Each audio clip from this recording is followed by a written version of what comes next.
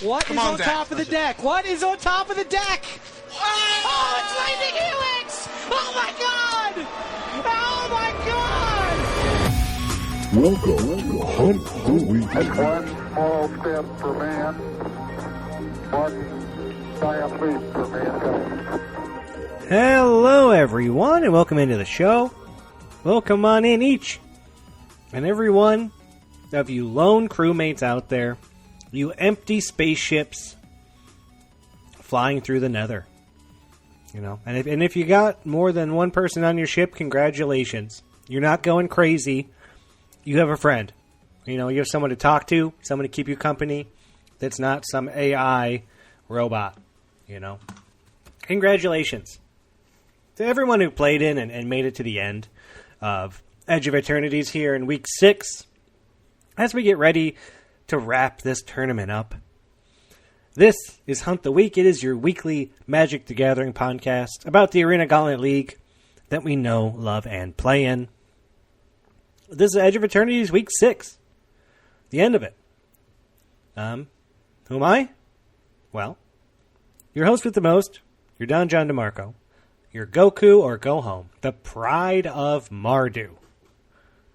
I am a 6-time top 8er. 7 if we count a Player of the Year. Just saying. A 2-time league winner, and 1 time I got knocked out publicly of Edge of Eternities League by Caleb G. Why Not, one of the best. And, yeah, I don't know. I'm out. I'm done. Didn't do great. We'll talk about it. We're gonna get there. You think we're not gonna talk about it? Fine. You know what? Let's go ahead and let's see how big space is. Space, it says, is big, really big. You just won't believe how vastly, hugely, mind-bogglingly big it is. I mean, you may think it's a long way down the street to the chemist, but that's just peanuts to space. That's right. Space is big, but the top 8 is not. And we're a little early here. We're a little early. It's Wednesday. I might do a couple Wednesdays instead of Thursdays. I might mix it up a little bit going forward, at least for the next couple months, just because I actually do another podcast during fantasy football season on fantasy football, and I'm just going to try to do them where I have the time, and sometimes it can be hard to squeeze everything in on a certain day. So I'm gonna give myself a little bit of space to kind of get everything done, so I don't go crazy. But yeah, Wednesday, early record this week. Also, the league's basically done. There's not much going on. 4:45 p.m. And we are not totally locked, but this is your top 16. Tim O, Zevin, Z even 28. Is it Z even or is it Zevin? I'd love to find out. 23 and 7. Michael W, a dude with a good Dream Trawler, 23 and 7. Timo was on the Mole Drifter. Chris D, Stereolab on the Azusa, 23 and 7. Jack H. Rakic on the Fodder Cannon, 22 and 8. Jonathan P. Wheat for Days Azusa, 21 and 8. Nick L. Play on Birds, 21 and 9. He's on the Goblin Balloon Brigade. Raphael F. Prudent on the Serima, 21 and 9. Matthias H. Rezra on the Voidwalker, 20 and 9.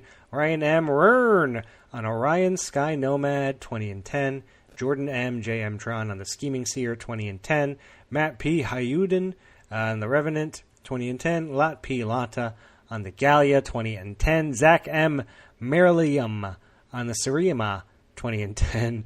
Simon K. Gameboy on the Revenant, 20 and 10. Clyde S. on the Forced Warship, 20 and 10. And Dominic D. Walrus Brews on the Voidwalker, 20 and 10. 2 5-0s this week. Chris D. Stereolab, congrats. 5-0 week 6. Awesome, man. What a finish. And Clyde S. So Clyde kind of snuck in there. They played 5 death matches in week 6, won all 5 of them. Great job. Congratulations. Oscar T. and Daniel M. still have matches to play, and it looks like they could get in. I mean, technically everybody that's still alive can get in. So things could move around. Even Richard could win his last 3 games. That might be good enough. But we'll see who gets the games in. That last spot, last couple spots maybe even, could still be up for grabs. We'll see. But currently, that's the top 16. And it's going to be a split mega draft, just like the last one, 2 8-person pods, play to see who's the winner. Couple Player of the Year invites given out. Good times all around. I know they're starting to schedule that. Good luck to everybody going forward. And to everybody who didn't make it. We'll see you in the next one. It's Spider-Man. It's coming up.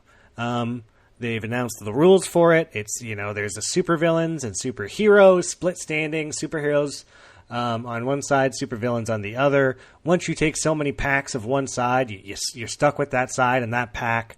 It's going to be interesting to see how it works out. Sounds really cool. Sounds really neat. I don't know much about this set yet. We just started doing a roto of it, and I'm really looking at the cards for the first time. Honestly, I'm not super pumped about Spider-Man. I don't like that it's a weird draft format. I probably will already assume I'm not going to play it much because of that. So I'm looking forward to League and seeing how this all works out that way. But Spider-Man's coming up. But still, it's just not the rules. Jack talks about it a little bit here coming up. But it doesn't launch for another 2 weeks. So we've got some downtime, actually. Like next week, I don't know what I'm going to cover. There's nothing going on. A bunch of side events going on. We got part 2 of the fun AI drafting bots going on. We got the Roto going on for Spider-Man. Player of the Year play-ins are still going on. A couple of things happening out there in the server. Another reason we're a day early is tomorrow Evan is hosting his Miranda's Mega Draft of Madness, top 8 Mega Draft to end all Mega Drafts, and I made it. I barely made it into that. But that's also going to take up some time tomorrow, so I didn't want to either put the podcast out late or do it like in between matches. Just did not sound fun. But that's going on, and I can't wait. I got to pick 6 packs to bring to the table, and I'm bringing 3 packs of Strixhaven, my beloved, my one and only, and 3 packs of Pioneer Masters because, I don't know, I got a lot of M14 cards in it. That's when I started. Archangel of Thune, Scavenging Ooze, a bunch of fun stuff in there. And Gates, good times. We'll see how that goes. But we can't go any further without listening to this week's song from Kevin Icony, 1993, our resident bard and songmaker of the server. Let's go ahead and listen to this week's opus from Kevin now. Look, if you had one shot or one opportunity to seize the whole multiverse through omen paths and unity, would you capture it or let it slip? Yo! His paws are sweaty, tail weak, maps heavy. There is vomit on his fur already, rasped as spaghetti. He's nervous, but on the surface, loot looks calm and ready. Took from Maury, he was treasure, but the plan runs deadly. Jakes wrote the scheme down, the crowd goes so loud. He draws from his deck, but the lands won't come out. The omen paths open, everybody's stressing now. Snap back to reality, Falcon above casualty.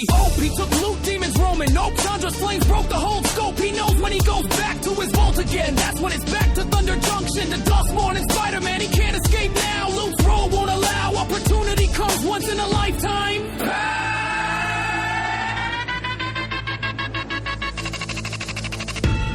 You better loot yourself in the omens in the moment. Control it. You better use the map. No, this map don't come once, don't blow it. This opportunity for planes, it comes once in a lifetime. You better loot yourself, don't lose it. The multi one shows it, one shot, one path, one omen. This opportunity for planes, it comes once in a lifetime. You better. His life points escaping through the stiff instead escaping. This game is mine for the taking. Swing for matches. We move towards a bomb that's casting. A common is boring, but mythics aren't. Chandra blows hot as she burns. It's all over. These hoes are all on her knees, so we know. Jace even knows he's grown farther from Brown. He's no planeswalker. He goes home. He barely knows his own plane. Change what you call fate. Tethers both open like Valgavel tape. Jason Raskin corruption escape. Now they hold the map's path. Reset or reshape. New plane, new start, or close it shut. Omen path, spread war. Every mage is gut, but the loot's too strong. His mind won't rust. Planes converge, who can you trust? Multiverse, mine for the taking. Loot's mind is the key. There's no mistaking, this plane is ours. As the fumery are breaking, tales of thieves and slingers, the ballads we're making. Grand Briggs untamed, every villain chasing that orange furred name. Pathfinder chosen, the multiverse claimed. One shot at control, it'll never be the same. But the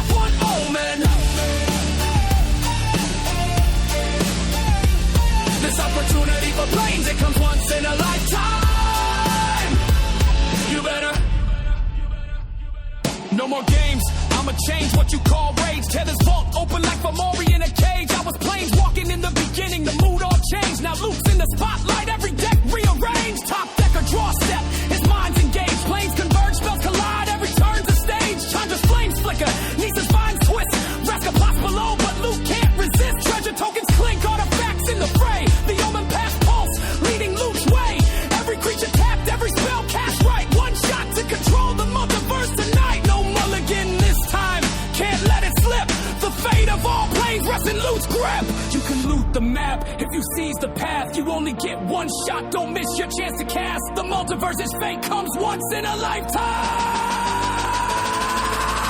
You better loot yourself. Yeah. You better lose yourself.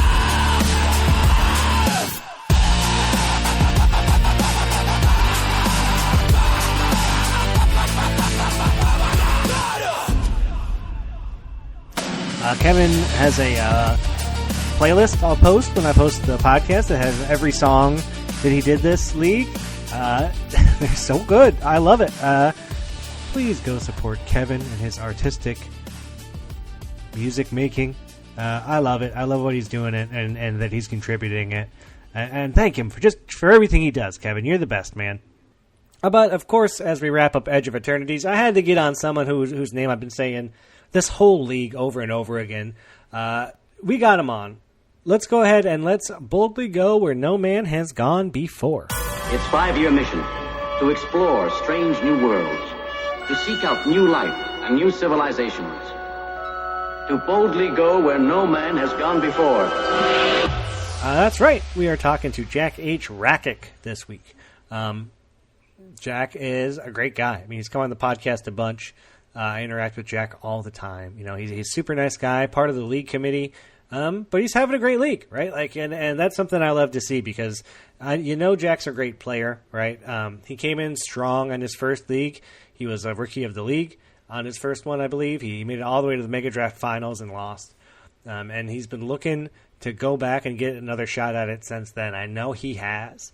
So I love that he's been having such a great league and such a dominating performance. So it was great to talk to Jack this week. He had a lot to say, and we got a lot of great league questions, so I think it's a great one. So go ahead and listen to my interview with Jack H. Rakic now.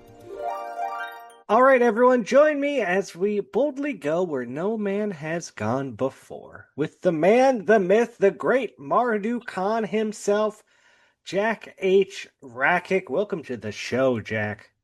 Thanks for having me. Hey, happy to have you. It's a pleasure. You come on a lot. You usually come on in an LC role, but we're bringing you on as Jack H. the Dominator. Jack H. the winner. You know, Jack H., were you below ever, like, top 3 this whole league? Yeah, well, I am right now. What do you know? Are you like, are you 4, 5? Yeah, I'm 4th. Yeah. All right, close enough. But you crush Edge of Eternity League. Just a dominating performance the entire time. What happened, Jack? What led your name to come back to the top of the standings? We want to know. Yeah, it's been a while since I've been doing quite so well in a league. I feel like usually with my leagues, I have a good weeks 1 through 3, and then shit hits the fan in week 4 and 5, eliminated. So it was really nice to be able to actually close one out. But I think my deck just matched up really well with what a lot of decks were trying to do this format. Mm-hmm. I had a lot of card advantage. I had like 15 cards that said the word lander on them. The deck was basically free. And then, it doesn't hurt, of course, that my first March Machines pack had an Elishnorn in it. I think she probably won me 5 matches by herself. Oh, I believe it. That's a great card. Yeah, but of course, there's always some luck that goes into it as well. But yeah, I think the deck I had just really played into what Edge of Eternities wanted to do and what a lot of people wanted to do. But I think my deck just did it better. Well, your deck seemed like it was well prepared for it, right? Because you play 5 colors or 4 colors? Yeah, it was 5. It was probably like 70% green black. Yeah. But I had cards of every color in there. Because you have those landers and they make everything kind of free, right? Yeah, it's like if I have green or black mana and I have like the cards that make landers, the splash is free. Like I never really had an issue with colors. Just because, like I said, I had like 15 cards that make a lander, so you just get all your lands with the Lander tokens, the fixing's free, and then the survey mechans want you to do that anyway. So Then you get to splash your double white bomb. You get to splash the double white pip bomb. Listen to that, ladies and gentlemen. and I would do it again. And yeah, and of course the survey mechans, they want you to do that, right? Like, so your game plan of being 5-color soupy stuff is the same game plan as like make my survey mechans crack for 3, then get them back, and then do it again. Yeah. Gross. Deck was gross. Another big thing about it too is it didn't really care if it got board wiped, which there's like 50 of those in Edge of Eternities. And so as long as I just didn't run my survey mechan out and let it get board wiped, I was not immune to board wipes, but it was certainly resistant. The deck just didn't have a lot of high impact creatures that stuck around. Yeah, and so board wipe just wasn't an issue. Did you have a pack picking strategy? Did you take EOE packs, or were you on the strong pack of the week as we found them? Yeah, I started out with the strong packs just because I knew those, it was important to pick those up early because they're going to collapse. And, it's likely later in the league, there's not going to be as many powerful packs. So I 5-0'd the first week, so I didn't get to interact with Final Fantasy or Dragonstorm. Boo-hoo, boo-hoo. But I picked up an OTJ pack in the second week and then 2 March Machines packs in the third week. And then the rest of the packs I took were just Edge of Eternities for the rest of the league. Nice. So you thought it was good to stay in Edge of Eternities when you could. Yeah, I mean, I think so. It was, after week 3, I think it was the most powerful option available, especially given the quality of my fixing. I opened a Gene Morphomago, which isn't in my colors, but I can just put it in my deck and not care because, again, the landers. So I think it was the most powerful option, assuming you could play whatever you opened. And any survey mechan makes the deck. There's plenty of stuff that just makes that strategy better and better as you go. Yeah. Did you find a planet? You guys find any planets on your ship? We did not find a planet. Oh. Yeah, our ship was a little bit cursed with misfortune. We ended up with 45 wins, and I was 22 of them. But we were not lucky enough to find a planet. We were next to the Doomsday, which was Aaron B's ship, when they found 3 of their planets. And 3 units of them. Okay, if we were only a little bit over to the right, but I mean, what can you do? Oh my gosh, that'd be so frustrating though, because it's you can't find one of those 3 planets, Especially they had the one historic move where they found Martian Machine and Lord of the Rings in the same ship move, and we were 2 spaces to the left of them. Come on, man. Oh, these planets, man. People have been talking about these planets for a long time. Did you find one? Oh man, I wish we would have found a planet. Oh, we did find a planet. Oh, it was so cool. You guys got one. We did get one, and you know what? It was so cool. It was so cool. I played that stupid card I got from it for the entire league. It was fun. But no, it's been a fun league. I think this was a good one. Edge of Return. I like chaos stuff, and I think this is a good set. I like this set. And I think this set's going to play really well with leagues later on. I think the landers are just a good mechanic, and there's a lot of stuff in this set. Like artifacts, it's always going to pop up whenever we're doing artifact stuff, and it's going to be just really, really good. I think so too. Well, you're on your way to is this your second or third mega draft? Second, yeah. I haven't had one since Ixalan, which feels like so long ago at this point. Hey, I remember it well. The Simic deck that tried, I remember you made it to the end. It was a great story, and now we're rooting for you to do it again. You're excited? You doing any practicing? Any strategy going into the mega draft? Yeah, I may run some practice. I mean, it's public knowledge what the format of the mega draft will be, but it's not locked in yet what the packs will be because the packs in the mega draft, it's 1 Edge of Eternities plus the 4 most taken packs among the people in your mega draft. Oh, cool. I mean, it's pretty likely that you're going to see OTJ, Final Fantasy, March Machines. Yeah. But there's possible variation. I think there's a player in the top 16 right now that picked 5 Crimson Vow packs. So Mega Draft, they end up and might have Crimson Vow as a pack. That's cool. But there's a lot of power in the sets, and there's going to be a lot of fixing. So it's just something to keep in mind going into it. Hey, that sounds like a fun one though. Great group of packs to be drafting for a mega draft. And oh boy, the fixing with the landers and all these sets. Oh my gosh, it's gonna be gross. Speaking It's my language. it's gonna be gross, Jack. Uh, all right. Well, Jack, you're not just a great player, but you're a great community member, stalwart of the LC. Um, I'd like to know, what do you think was the most successful league in the last year? Which one do you think either ran the best or just worked the best in your opinion? What's your opinion on that? All right, let me preface this. No bias. No bias. I was the lead designer for Dustborn, Okay. and my answer is Dustborn. Yay. Great set. Great set. I think that the league mechanic for that league, for those that don't know, every time you lost a match, sorry, every time you won a match, you got a +2 increase to your deck size. Mm-hmm. And you could offset that by taking comeback packs that would then decrease it. So, for example, if you took a Theros Beyond Death comeback pack, you would then get -4 to your deck size. It's the first time we've really ever experimented with like a variable deck size like that, aside from the occasional like, oh, your deck size is 80 this week. Mm-hmm. And like, at the LC, we were definitely hesitant about doing that because there's the potential for, a whole multitude of rules infractions, like a whole class of rules infractions of just people playing the wrong amount of cards in their deck. Yeah. But I think it ran really smoothly. We only had maybe 1 or 2 cases where someone was running the wrong cards, and they were both resolved smoothly.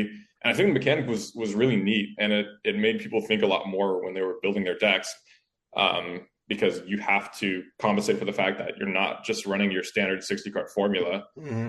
which I think was really neat. And there was a lot of strategy to that one too, which was like, are you trying, like, if you're losing, are you trying to go as low as you can to get to like a 40 card deck? Because some people try to do that, and if you're winning, are you taking these bad packs to try and get your deck lower again? Because like, yeah, Theros Brawn deck takes 4 cards out of your deck, but man, that's a bad set. That's not a set that you want to be. You're maybe adding like 2 or 3 cards to your deck if you do that. Like. It's this fun push-pull of choice versus like play that's really interesting. And a great mega draft, super interesting mega draft for that one too, where it was for every rare that you drafted, and this is going to be in Player of the Year, where they're redoing the Dustmore mega draft. Every rare you draft, you add a card to your deck, or your deck size increases by 1, which I think is also super neat. And maybe this time Sawyer won't forget about it. Sorry, Sawyer. Oh boy, Sawyer could be in that pod too. Maybe that'll give him an advantage. But that's another cool thing, right? Like, it's not very often we mess with the mega draft stuff either, and like that changed everything. That was a good one. That was a really good one. I like Dustmore, and Dustmore was also might have just been the best set to come out in the last year that we played too. It was a great set. It was a good one. I really liked Dustmore. Super fun set. Yeah, that definitely gets my vote for best league this year. Well, hey, with the lead designer, as good as I hear they are, it makes sense. It makes sense, Jack. Well, what else else to talk about as we're getting ready for Player of the Year? We've got a couple play-ins. We've got the Winston play-in, and we've got the Roto play-in going on right now. Winston play-in's been wrapped up, and you won it, Jack. You also won the Winston play-in. This guy can't stop winning right now, and that was something that you had put on. I want to know what made you want to use that format, the Winston format, and how did you think that went? Yeah, so actually the Winston format, it wasn't my idea. Lato was the one who originally proposed doing Winston draft for the play-in. It's kind of a nice format because it's not like the scheduling is really easy because you only have to schedule 2 players. There's no big mega draft where like 8 people have to be available for 4 hours. It's just individual blocks of time with one other person. It makes it way easier to schedule. Mm-hmm. And then also I don't have to like do it myself. Like people can set up their time on their own convenience. And then the Winston draft was also like sort of a new-ish format to the server. I know like some people have been playing it a little bit, Um, and it was kind of like, I guess, becoming more known to people on the server. Hmm. And, so we felt it was like a good time to kind of introduce the format, and really like show it to people because I think it is a cool format. Yeah, it's But great. it's not very well known or drafted that often. So I kind of liked it in the sense that like it made people aware that the format existed and was like fun to play. Yeah, and I think it was a really good choice because it's like we're all limited players. This is another form of limited, So even though like someone like me who had never played it before, it's not hard for me to wrap my head around what I'm trying to do. Like you do a couple practices, okay, I see what this is. Um, and it is fun and it is interesting and it's easy. It is super easy to do. And it was really fun to watch. It was fun to Yeah. watch people play their matches and like do the drafts. It was really fun. Yeah, and I think another thing about Winston too is like the format itself is not hard to understand, but like there's a lot more you can kind of explore with the format if you want, because there is only one other player in the draft. You're much more incentivized to hate draft, Hmm. and another thing is keeping track of their picks, like things like that in a normal pot of eight like just aren't worth doing. Like who you pick a card in a pot of eight and pass the pack, like who cares what happens to it, right? But in a Winston draft, when it's you pass a card and then your opponent takes it, that's a lot more of a signal than you get in an 8-person draft. Yeah. um, so things like that, like small, maybe not even small, I wouldn't even say that's something small, but there's just like so much more you can kind of explore with a Winston draft. If you are interested in that, which I think is really neat, that it's pretty simple to jump into, but there's kind of a lot of room for you to, explore the gameplay and put your skill to the test. And how did that feel to win, to take down the, were you one, I guess, did you know a lot about Winston Draft going into this? And two, how did it feel to take down the whole shebang, man? That's a big tournament to take down. Yeah, I knew the format existed. I played it a couple times. Nick A actually was like the one who, um, I want to say he's the one who started introducing people to Winston on the server. Where I think he found out about it maybe from AGLCon, Hmm. um, but then he would just like post in the side quest channel like, "Hey, anyone want to just like do Winston for fun?" Because I just did a couple with him for fun, and that was kind of my first time playing the format. Um, so I had played a few before, but I wasn't like super familiar with it. Um, so yeah, I was a little surprised that I made it all the way. I definitely expected Johnny to take me out. He was my third opponent. I was like, yeah, this is the end of the line for me. It's the side quest king Johnny. I'm Yeah. gonna back my stuff up now. um, yeah, so I do think I got a little bit lucky. Um, and also just had some good drafts. That's what it's all about, though, man. And that's what's so fun about the Winston tournaments is it's like you did what 4 or 5 drafts to get to where you got to. It's like you're not stuck with the same deck you drafted in round one, and you're playing against all these other people. Like it's always different. You always get to change it up, and the games are really interesting. And everyone's playing kind of like 3 to 5 colors because everyone has these really weird pools. But it's fun. It is a cool format, and I think it was a really cool side of it. I liked it a lot. Yeah, I'm glad we did it. Yeah, I am too. And then we got the Roto playing going on right now. We got does Player of the Year start? When does Player of the Year start? We're planning to start it alongside week 6 of Spider-Man. Oh, so Uh, not for a little while still. yeah, we've still got 2 months or so Okay. before it'll actually kick off. Just gives us time to finalize all the invites and stuff. But Spider-Man, that's for next year's play-in season, or yeah. So Yeah, this is the end. We're cutting it off. yeah. So as of, well, the couple invites aren't finalized, like the Edge of Eternity stuff and Sure. Rookie of the Year. But yeah, as the end of Edge of Eternities will be the end of this season, even though the Player of the Year is getting around like near the end of Spider-Man. That's so we know. Everyone get ready for Spider-Man. It's coming out. Get ready, but that's next year's thing. You win Spider-Man, you're not in this Player of the Year. You're in next Player of the Year. Yeah. It's How about coming. you? Well, Jack, we got so many league questions that I had to give us some extra time just to try and get through them all. Are you excited for your league questions? I am excited. We got some good ones, man. This was, league really showed up for you, Jack. We got a lot of questions. And let's start with Stephen H. Kraith. Explain why Mardu is the best clan. Appreciate the question. Yeah, so of course you already know why Mart is the best clan. Being Of course. yourself. Yeah.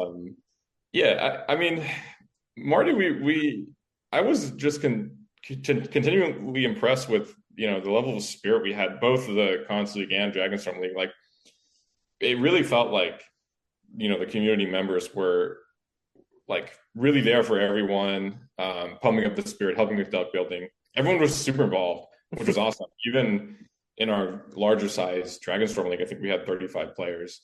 But it really felt like 80-90% of the players were super involved, interested, interacting with the community, which was great. It really felt like a clan. And even though we may have gotten last both times, it was a great time. Like, I can't even complain because I got to interact with a bunch of cool players that I wouldn't have otherwise. It was a good time all around. The vibes were good. And I agree. I got to meet so many cool people. We had a lot of good players in there, fun people, like good attitudes. A lot of good people come from the Mardu clan. Yeah. Salt of the earth people coming from the Mardu clan. Speaking of Stephen, actually, I want to give him a shout out too while he's here. We may or may not have the formal announcement out by the time this podcast is out, but he's joining us as our 6th LC member. Woo! Really? He's coming in as the extra smart computer whiz guy? Yeah, so he's joining, hopefully gonna be a big help to Steve. We love Steve. He's willing to do our tech work, but it's a lot of ask from him, especially recently. And so, yeah, we're bringing Steven on to kind of ease some of Steve's burden and have another tech person behind the scenes. But he is a full LC member, so he'll also be participating in league design. He's already jumped into Spider-Man and put his 2 cents down for that one. Next time we have a Steve heavy league, I want an over or under on Steve pings. How many times has Steve pinged in that league? And we'll figure, because I don't know what it was for this one. It must have been 50 or something. That poor guy. And again, he does great work, but I can see just giving him a little help. Let Steve take a break once in a while. Yeah. Adam S. Wisma, pack one, pick one. Chocobo Racetrack, cheering crowd, or Dupree Field Crusher. Yeah, this is an Adam question if I've ever seen one, asking me to pack one, pick one, be 3 cards I hate. What is this pack also? This pack's insane. Yeah. As much as I hate to say it, I think the answer is Chocobo Racetrack. I was an avid Chocobo Racetrack hater in Final Fantasy. The card wasn't good. Obviously, this is a chaos setting because there's cards from 3 different sets in here. And I think having a card like Chocobo Racetrack in a chaos setting will make it better than it was in Final Fantasy because it's just a continual source of value. And also cheering crowd is complete butt cheeks. And Debris Field Crusher is just lightning bolt on a 5-drop stick. So I hate to admit that Chocobo Racetrack is the correct pick here. Maybe people will blast me after they hear the podcast, but yeah, I'm picking Chocobo Racetrack and not looking back here. All right, you heard it here first. Jack's favorite card in the world is Chocobo Racetrack. No. Your next question from Raphael F. Prudent: if you had complete control over the LC to get one thing added or changed, what would it be? Yeah, so this question actually also relates to Adam. Adam, you're gone. You're kicked out. Get him out of here. No, I would. There's really not much I would change about the LC. I'm quite happy with, our general procedure. It's great to have different perspectives for league design. As much as I do have some disagreements with Adam during league design, I think that's, it's for the better is what I'm trying to say, is because if all 5 of us agreed on everything, I think we'd have some pretty boring leagues. Yeah. Yeah. So I don't have any, real complaints about the LC procedure. I think I'm quite happy with, our discussions during league design. I would ban sports analogies. That's my fun answer. I would make sports analogies punishable by ban. But yeah, I mean, aside from that, yeah, I can't complain. We've got a great team, and I'm happy with the way things are running. Hey, right now, since you guys are doing Spider-Man, you don't have to tell me what it's about and the context, but are there any heated arguments over Spider-Man League? Are you guys going after each other on that one? Spider-Man was pretty straightforward. There wasn't a ton that we even disagreed with at all. Like just, of course, minor things that come up that, oh, I think this is better. Oh, I think this is better. But Sure. There wasn't any like major points of tension in this one. I think we're all mostly on board with what's going on. And I know later there's some questions about future league spoilers. Spider-Man rules should be out by the time this is posted. Ooh, that's exciting. I could probably chat a little bit about. Let's see if we get spoilers. I won't say nothing, Jack. My lips are sealed. Next question from Jonathan P. Weed for Days. What's it like living in magical Christmas land? Can I come? I assume this is, it probably also related to Nick's question about how many colors I usually play.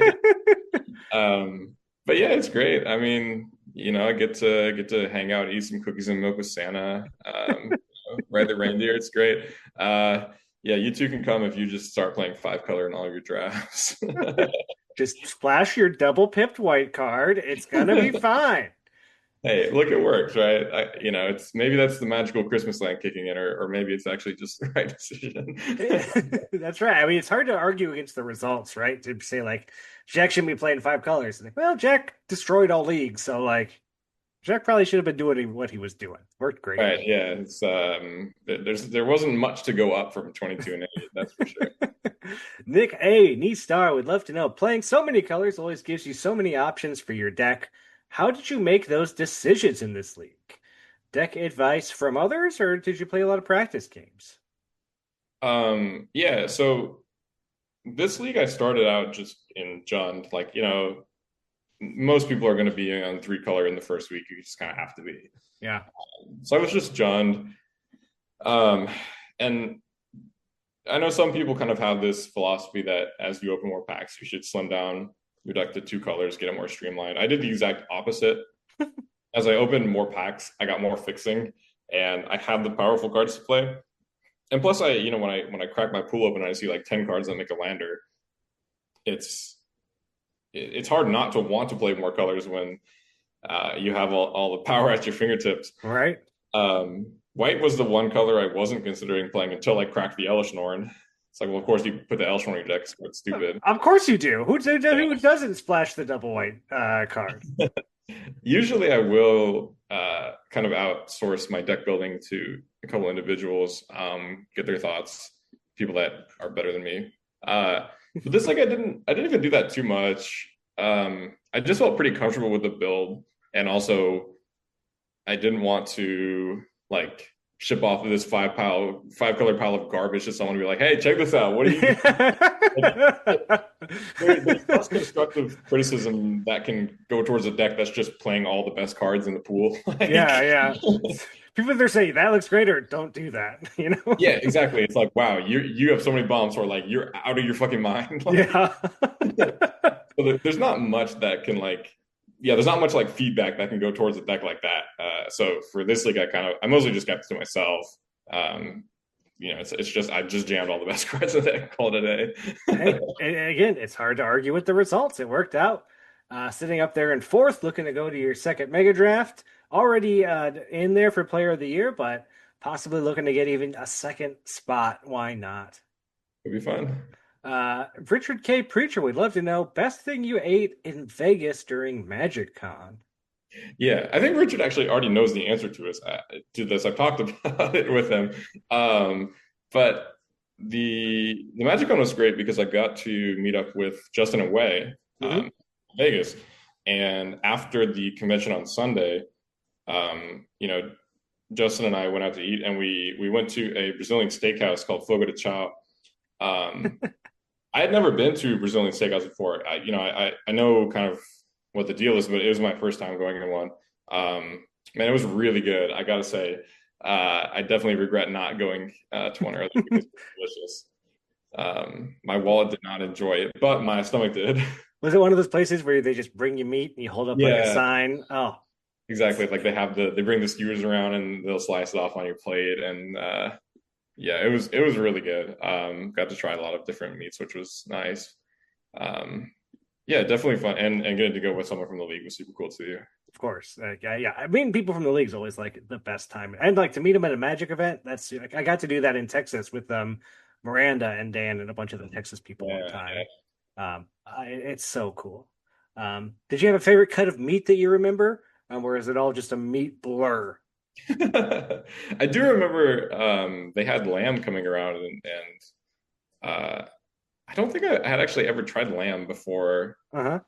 being there. It was quite good.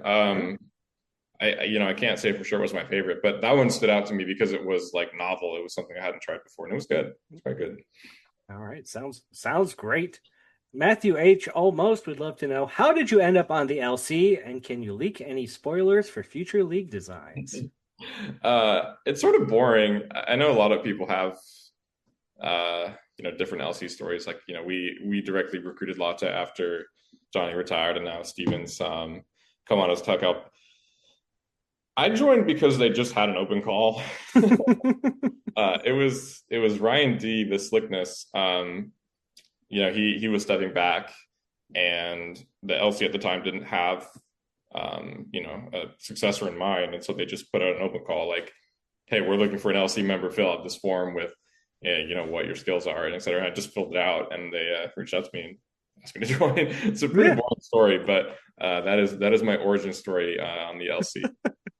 Well, you've been a great addition, and you've been doing it for a while now. So it's got to be working out, and you're designing great leagues like Dustmorn, so things are working out.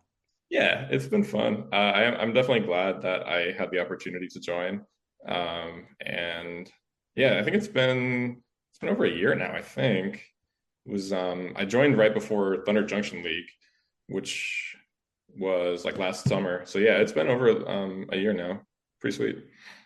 And can you leak any spoilers, Jack?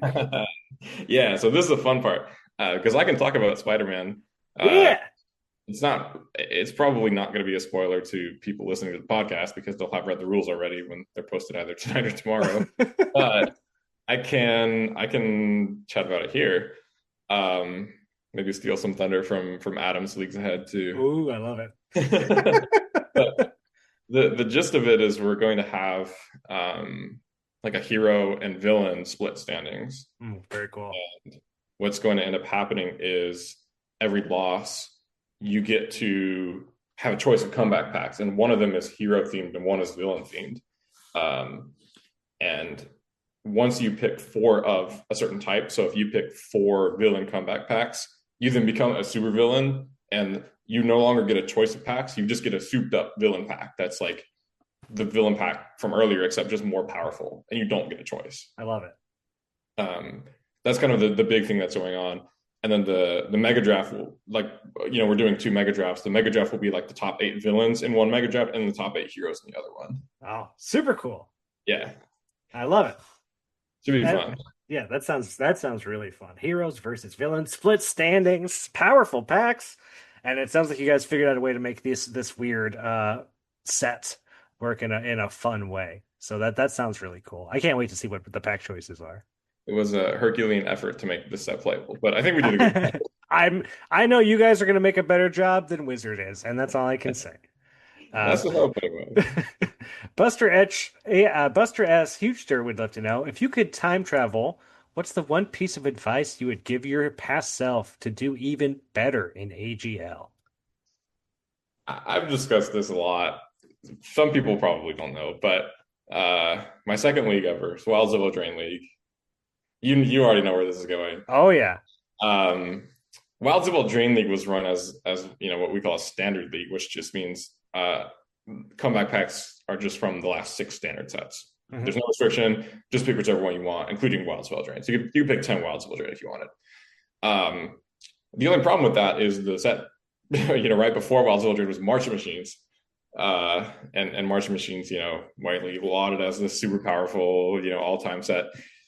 So what ended up happening is like, I think it was like 75%. I've been told it was like 50. It feels like 75% because, they were all the players that were doing well. They just started picking only Marching Machines packs. And so what ended up happening is by like week 4, the league was just Marching Machines League number 2. People had, as many Marching Machines cards in their deck as they had Wilds of Eldraine cards. I didn't do that because it was my second league. I just assumed, this is a Wilds of Eldraine league. I got to pick the Wilds of Eldraine pack. Yeah. So I'm over here just playing, these inferior Wilds of Eldraine cards. So people playing like their Halo Foragers and Praetors and stuff. And what makes it even worse is I started that league 13-2, and then I didn't top 8 because I then got slammed around by all the people with the March Machines cards. So yeah, of course, number one piece of advice to myself: go back, pick Marching Machines packs. Don't pick the garbage Wilds of Eldraine. You top 8 for free. Top 8 for free. I was in blue black too, which is like probably a bad color pair in Wilds and a good color pair in Marching Machines. It's like, it would have been a cakewalk. That sucks. Oh, here's the thing. I did the same thing, man, and I knew better, and I was like, nope, it's Wilds of Eldraine League. You open Wilds of Eldraine packs, and like, didn't work out. Yeah, and that's the big one. That's obviously like the specific, like, previous self, you're a dumbass. You should have been picking March Machines. I think the other just like more general thing is to play my games a little slower. I know it's the Marty spirit to jam on Friday, but I do feel like pacing myself a little bit and taking more time to rebuild and kind of assess my packs after a loss would have certainly given me a couple better records back in the day. Of course, no shame to the people that want to just Marty Waller games in 3 hours on Friday. Right. You won't get any judgment from me. I just feel like I personally could have slowed down a little bit and made some less rash decisions. You can't take the Mardu out of Jack, no matter how much you try, right? It's always going to be there. All right, Caleb G, why not, would love to know, what's something that you want to do with the stat sheet, but you haven't had the time to implement yet?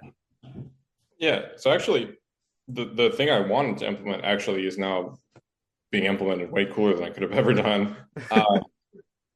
It's the, for the longest time, I wanted to have like a trophy hall, where you kind of had like unique achievements, yes, top 8 at 10 leagues in a row, he gets this like shiny medal or whatnot, or, this player went on a 17 win streak and they get some shiny medal. But, with the achievement project that, a couple of our community members have been working on, it's just way better than what I have the technical knowledge to do myself. They have their whole nice interface. They have their own website. They're tracking, tons of achievements per player that I just don't have the bandwidth or technical knowledge to implement. So yeah, they've done it way better than I ever could, which is great because my trophy page probably wouldn't be all that interesting anyway. But that was always something on the bucket list, was just kind of having like some neat little achievements that shout out some cool, interesting things that players have done that aren't bundled into our usual accolades of top 8 and pen and stuff like that. And those things look really cool and really fun. Do we know, is it like start of next year's league? Are they going to be rolling out? Do we know when these things are going to be happening, or is it still kind of in the works? It's being tracked now. Oh yeah. Yeah, so with Edge of Eternities League, like anything you did in that league will count. The interface isn't completely set up, and there's still some achievements they're working to implement. But yeah, for the achievements that are tracking now, started with this league. Oh, that's awesome! I didn't know that. That's really cool. Yeah, and hopefully we'll. I know there was some issues people were bringing up, like maybe something was showing they had an achievement they shouldn't have. So we're still in kind of like a testing period, sorting out all the bugs and whatnot. But I'm really excited for the feature. It looks awesome. Yeah, and they definitely have some more achievements planned. down the road. Cool. Keep your eyes out for that. That's a really, really cool. Again, that one's like 100% community driven. Really cool to see that happening. Our next question from Damien S. Butt Crack Magic. What do you drink and eat to have such a sultry voice? Damien always with the great questions. Yeah. I can't say that it's anything in particular, at least not that I know of. But as an aside to this question, something I did want to talk about that this reminded me of. I'm a white guy in my 20s. I don't cook very much, but my office has been having cook-offs recently, or bake-offs. We'll have one day a month where people there's a theme and people bring in food, and there's a panel of judges that rates it. Ooh. So I just want to say that my brownies won first place in the office. Ooh. 12 entries. That's pretty cool. You top aided the baking contest, Jack, and didn't tell anybody? Mega drafts next weekend. Dude, what ingredients you drafting? Yeah, I pack one, pick one. The chocolate and definitely was crucial. Oh my gosh! But yeah, it's like it's been kind of fun, experimenting with that stuff because I don't usually bake or cook anything extravagant. But it's nice to kind of have like a reason to try to do that more, which it's been fun. That's awesome. Can we get your brownie recipe and post it when this comes out? Will you send it to me? Or is it secret? Is this a secret Rakic family? We can't let it out. No, well, it is a family recipe, but it's probably not very secret. I should be able to pull it up and send it over. It's not anything like super crazy. It's just ordinary. Hey, we're gonna post it. Jack H. Winston winner brownie recipe. Check it out. Well, I can't promise grand things, but it did win first place out of 12, so it's got to be at least somewhat decent. Hey, I love it. No, I like to bake. I'll check it out for real. I'll give it a shot. Matt G, I love Atar. Could you talk a bit about server culture? What was good at smaller server sizes and worth trying to scale as AGL gets a lot bigger? Yeah, so I wasn't here in the Stone Age when there were 5 people in the league. I joined when there was about 100 players per league, which seems like a distant memory now that we have like 300. But one thing I liked about league early on was it kind of felt like you knew everybody. Like even within 3-4 leagues of me being here, I was familiar with probably 70 or 80% of the participants. Yep. Which was nice. Yeah. It was cool to kind of like have those interactions with just about everyone. And, we've been hitting record growth recently, which is great. I'm glad that, more and more people are getting to experience our format. But it does kind of result in like, with this league, when there's 104 new players, that's just a bunch of people I don't know. Yeah. It maybe feels like a little less personal. I know some people have kind of brought up that it doesn't feel, as much as a community now that there's just so many newer players coming in every league, which is true. But with that being said, I think that, it's not like all the new players are just like terrible people we don't want to talk to. Yeah. There's been a lot of great people to hang out with that are joining for their first leagues. I've been chatting a lot with Clyde. His and voice channels. He's super fun to hang around. So while you might not know, you haven't been playing leagues with someone for a year or so. It doesn't mean that they're just someone you should just avoid. So yeah, I think for like the loss of maybe a sense of community, which just feel like it feels a little bit true. It's not as close knit, but you have all these cool new people coming in that I'm sure would be happy to give you a chat as well. Yeah. So definitely reach out to those new players. I'm sure they want to chat. I'm sure they'd be happy to hear from someone who's been here a while.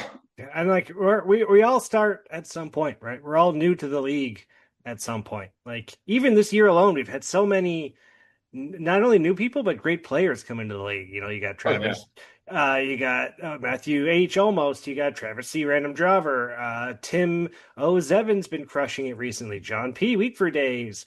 It's so many people that I'm sure I'm forgetting right now, but like it's been a big year of growth, but also like again the level of player that's coming in, it's the players are getting better and better too, which is also like you told me I'd be playing against Jordan for 2 years and people would be coming in that were better than Jordan. I'd be like, what are you talking about? You know, like, no.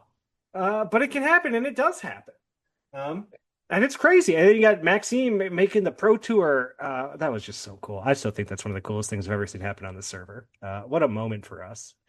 Um, so yeah, I mean, the culture changes, but change isn't a bad thing, right? Like maybe a little less personal, but more people, more discussions, more things going on, more side events, and we always got the side server if you just want to come chit chat about whatever.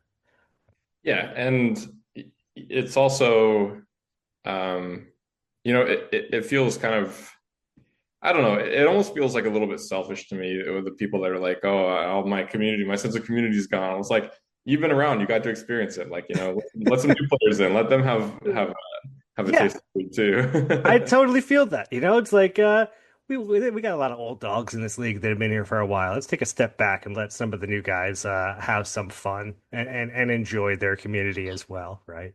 Yeah, exactly. Our last question from Alex W. Imperial March. Do you feel any moral qualms about farming wins off of your mentees? Do you, Jack? Wow. Okay. First of all, I want to preface this by saying that Alex has a higher win rate than I do. Like a good 4%. So if anyone, I'm the one getting farmed here. You're getting farmed. Yeah. So I do have a good collection of mentees at this point, and I don't think I've ever played them on purpose besides Alexis.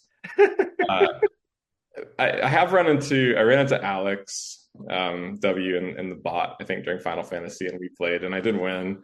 Sure. I did win, Alex. I did win. Yeah. I'm not sure that I've played any of my other mentees besides Alexis, which I'll talk about in a sec.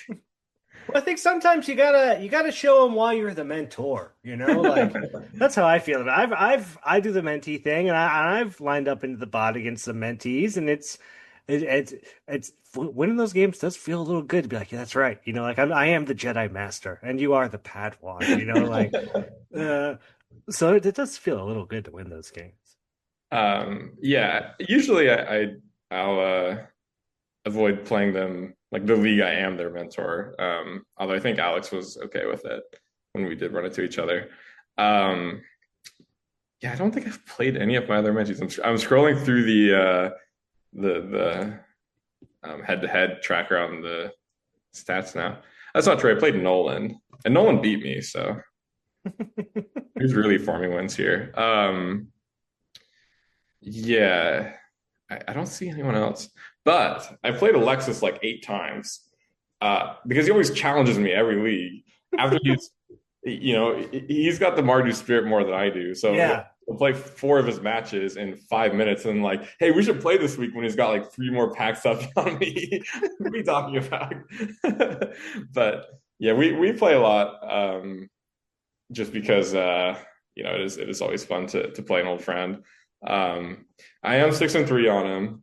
Although he claims that he's won the games that don't count like practice matches and stuff like that. So, yeah. I don't know.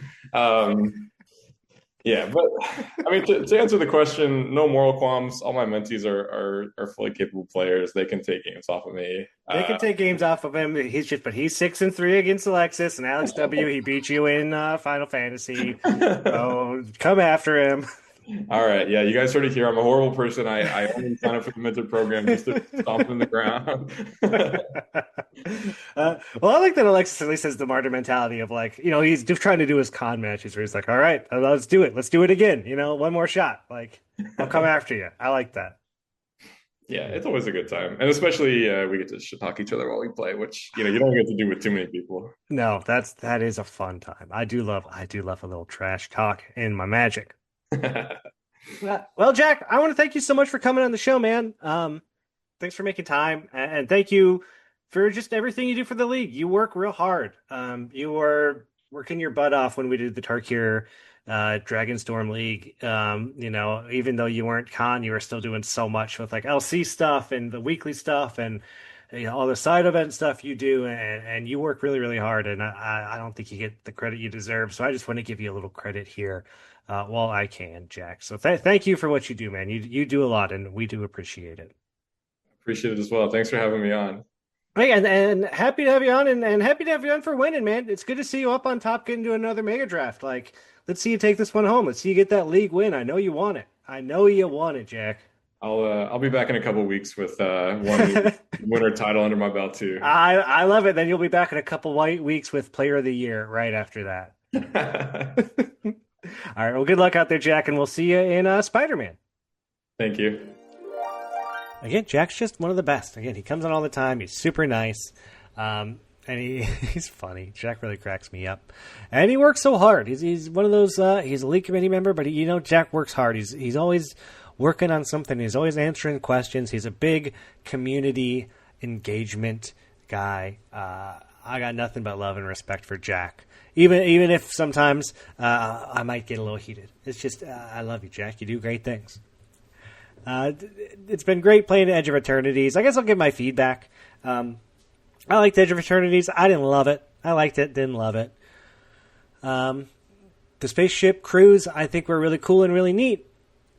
I had kind of a quiet crew, and I feel like it's on me, the fact that maybe it wasn't better, because I am the mentor, and some of those guys in there are my mentees.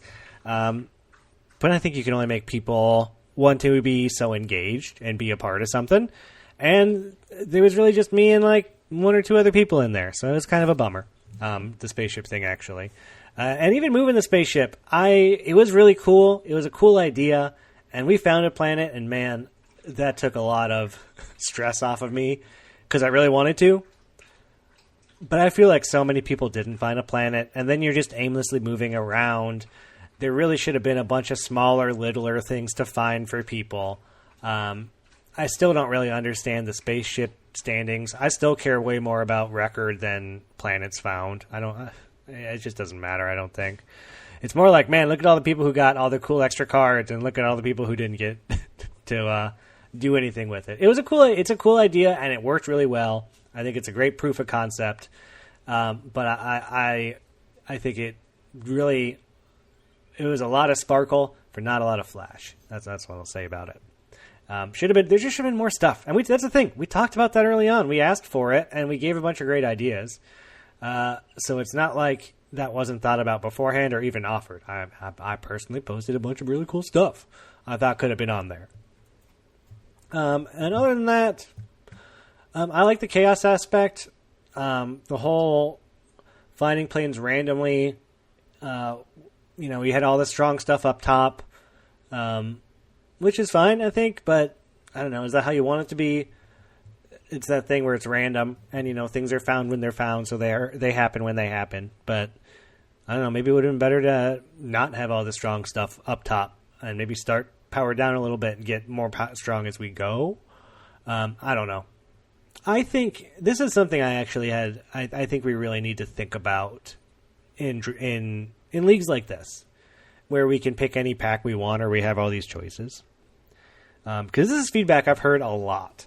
And it's always, I don't know these packs. I've only been playing for X years, or I took a break from X to X, and I don't know these packs.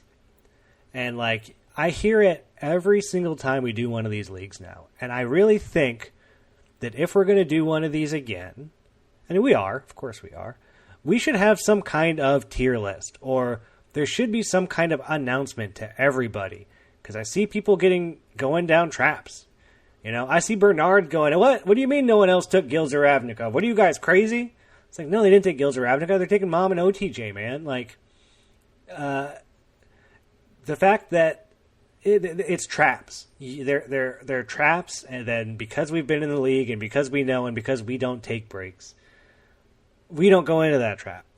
So if we're going to do that thing again, and it's not an end-all be-all thing, of course, but it's like I hear it every league. Every league, there's the feedback of, I didn't know these sets. I don't know what's strong. I don't know what I'm supposed to take. I think that we need to be more forthcoming with, hey guys, do whatever strategy you want, but on a power level stance, as a community, we agree that these are the strongest sets,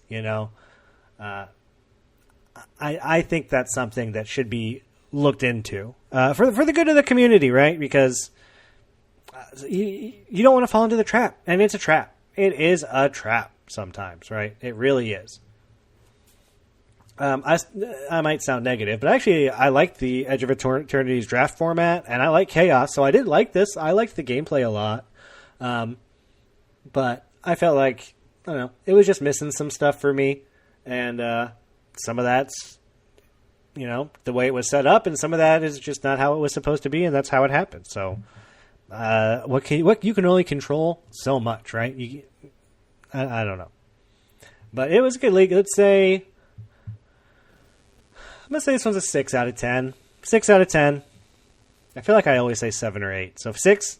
Maybe that sounds low for me, but I don't know. It was a good one, and I went 15 and 10. I didn't have a bad league, or 15 and 11. But I also just played real.